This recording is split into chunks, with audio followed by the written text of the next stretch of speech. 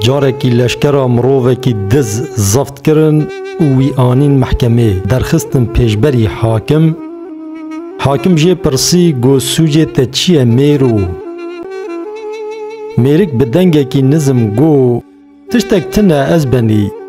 جخینی وی یکی کو من بنه کی زراف و دریجایاوی بقاس مترکی دزیه حاکم هیرس بو گو اف چواچه بو ویگاش بو بنه کی تانین محکمه راس خبر ده و دروانه که میرک سری غنزم کر